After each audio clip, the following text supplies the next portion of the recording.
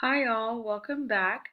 I know this can be a little intimidating. I've got a lot of graphs up here with a lot of different colors and numbers and a lot going on. But I wanted to talk about using the EMR that we have through our university to gather information. And so when I started looking at the EMR and all the kind of reports I can run, first off, I was already pretty familiar once I figured out that the feature was through our sportswear account. I was so excited. I started running different reports to see how many evals I did total and who does what evals and what kids have gotten evals. So there was a lot of different things you could do and a lot of different ways to go.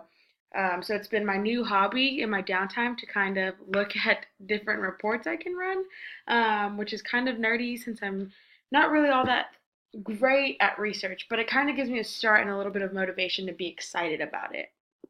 So when I was thinking about what reports to run, obviously, like I said, I had a little practice with how to run reports through sportswear, so I was already pretty comfortable in that aspect, and I was kind of over the playing around. I wanted to get down to business. So I tried to think of all the different reports I could run and what could be useful and what information could I get from the different reports that I ran. So, most importantly, I thought of a question that these reports would help me answer.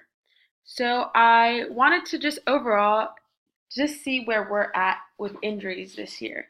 What kind of injuries do we have? Um, all that kind of stuff.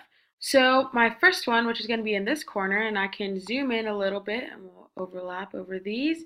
So, if you take a look at this graph, you can see that 50 of our injuries of the total 158, let me make this a little smaller for you, of the total 158 come from strains, then sprains, contusions, soreness, 8 concussions, 8 fractures, wow, that's really high, 5 meniscus tears, 4 tendinopathies, 2 heat exhaustion, 2 nerve injuries, and 21 others, which would be interesting to look at. But I wanted to look a little bit deeper at this strain part.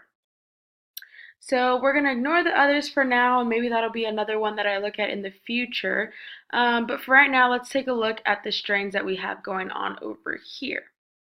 So I decided to dive in further, and once I kind of had a general idea of where we were at with injuries, I went ahead and looked at another pie chart. So for this one, I decided to sort of those injuries that we've had with football, I decided to sort by lower extremity injuries. So again, we have strains coming in number one with 41, sprains, contusions, soreness, meniscus tears, fractures, nerve injuries, other knee injuries, plantar fasciitis, ruptures, and 7 others. So again, pretty vague when you start to look at the others question. What are the others and why can't we specify what those are? But back to the main point of this, I wanted to see and dive in deeper to a little bit over this strain. So the others, yet again, will have to wait until I can dive in a little further. So after I looked at that, I decided, okay, well, maybe I can isolate by location or body part or body area. And so I did. And that's going to be the last graph that we have down here. So with that one, I was able to isolate and sort by lower extremity and then body area. So I had to go with thigh. So that puts us at, of the strain injuries that we have with football, which was 50, and then of those that are lower extremity, which is 40, of those, 24 strains came from or in the thigh area, 5 with soreness and 1 contusion. So the main point and why I really wanted to look at the strain side of it was what what can I do about this? How can I implement something better? And I went with the idea of that, we have preventative ankle rehab and, we make all our patients do it before getting taped. But if we look at the numbers, what can the numbers tell me? Would it be beneficial to maybe start to incorporate some preventative thigh rehab?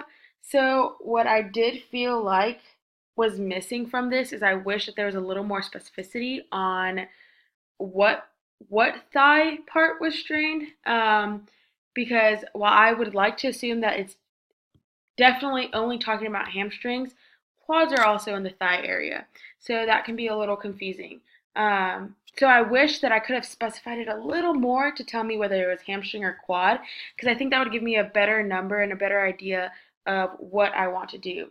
And mostly it was because I wanted to try to incorporate a preventative hamstring exercise that we, maybe work with coaching staff to do at the beginning of practice every day. Because in reality, while we make all our kids or do ankle rehab before getting them taped, in reality, that's not always the case. And we can't have 170 kids come in. But maybe when they do their neck rotations and they do their stretching at the beginning of practice, maybe then we can start to incorporate just a little bit of hamstring preventative exercises. And maybe then the number of strains will go down. So that was pretty much the other thing that I wish was better. But overall, super easy for me to start filing down one by one from the grand scheme of things where we see 50 strains in our total number of football injuries to of those, these are a lower number or lower extremity injuries. And then from there, here's the ones in the thigh region.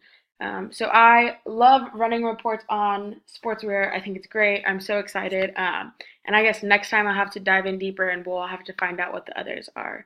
But that is going to be it for now. Thanks so much for watching. Bye.